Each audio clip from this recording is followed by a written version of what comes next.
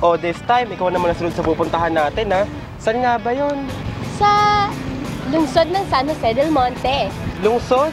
Anong meron sa isang lungsod? Aba, alam ba na kahit lungsod ng San Jose del Monte ay may pinagmamakitang Dante's Peak? Kainan ba yan? Hindi! Bundok yon, bundok! Bundok? Oo. Akit tayo ng bundok? Oo, exciting nga yun eh. Tara na! Go, tara na! Okay.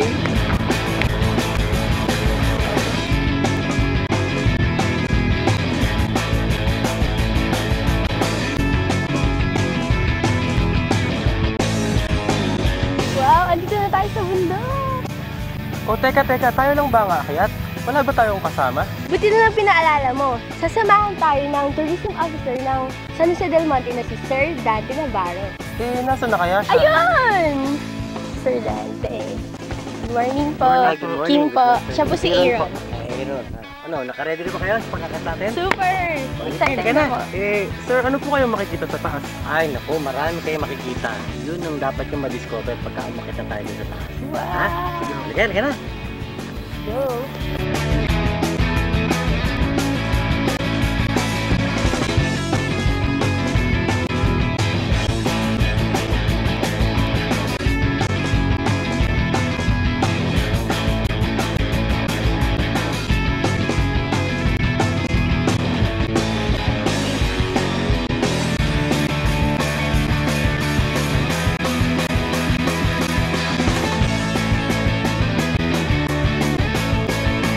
Ano, di ba kayo napapagod?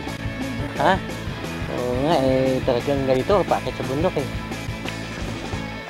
O yan, may mga kasama tayo, mga akit din yan ng bundok.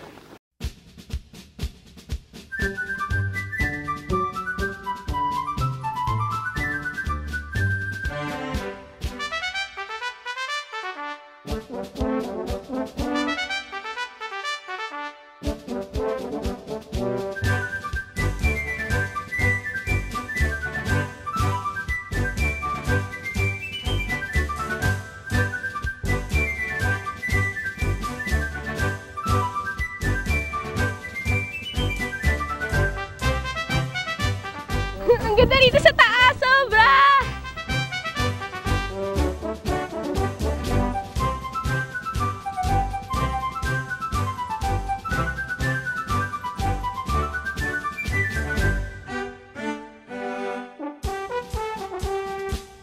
Actually, ito ay tinawag na Mount Balagbag dahil ayon sa mga dumagat, ito daw ay bundok na nagbibigay ng proteksyon sa kapatagan at ito ay bundok na nakabalagbag at nakaharang upang yung malalakas na hangin at bagyo ay hindi makapaminsala sa kapatagan. Itong Dante's Peak, actually, ito ay bansag na itinawag ko mismo dito sa isang lugar na siyang pinakamataas na katulad din ng Paddy's Point ng Mount Antipolo. Ito naman ay tinaguri ang kong Dante's Peak upang ipakilala ang isang lugar na wala namang talagang katawagan, yung tuktok. Iniisip ko na magiging masisensationalize ang isang lugar at ito'y pupuntahan ng mga tao kapag ito ay magbibigay ng interes sa kanila. Bakit ito tinawag na Dante's Peak? Makasaysayan din itong lugar na to.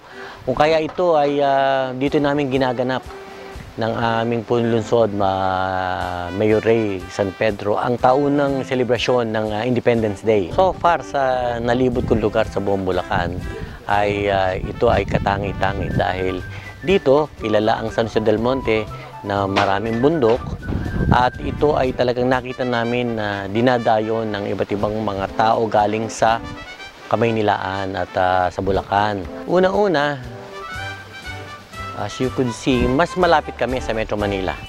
So, mas malaki ang market segment na pwede naming ma-capture.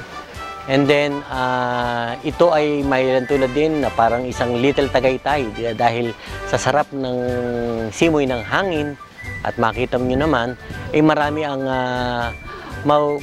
mawiwili na pumunta dito dahil para na rin silang nagpunta ng Baguio, lalo na sa gabi.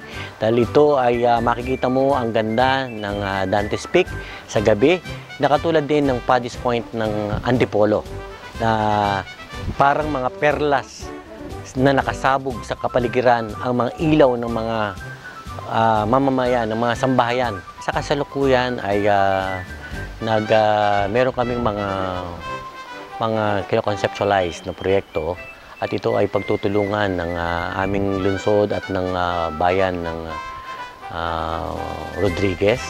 Ito ay ang plano na maglagay ng cable car paakyat dito sa tuktok ng Mount Balagbag. Isa rin sa mga idea para mag-capture ng mga turista ay ang paglalagay ng grotto in the sky para dayuhin ng mga namamanata ang lugar na to. At talaga namang matcha-challenge sa mga taong aakyat dito o mga namamanata dahil talagang tatagaktak ang pawis nila. Pero at the end, pag na-reach na nila ang Dante's Peak, ay doon na nila makikita na isang malaking tagumpay ang ginawa nilang sakripisyo sa paglalakad at pag-akyat sa bundok na to. Maglulunsad din kami ng mga cycling cup, mga kompetisyon sa nagagamit ng mga bisikleta.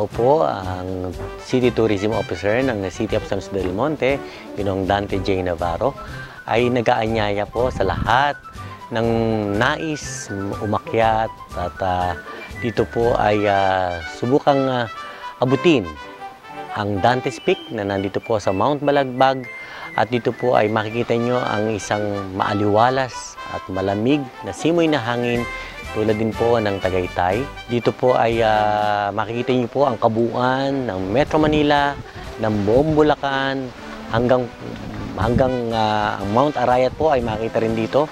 Ganoon din po ay makikita niyo dito ang Lamesa Dam, ang Ipo Dam at ang Angat Dam na talagang makikita natin ang mga pinagmumulan ng kabuhayan at ng tubig na iniinom ng buong Metro Manila. So, sana po ay bisitahin ninyo ang aming lugar at ito po ay pinagmamalaki po ng aming pong lungsod.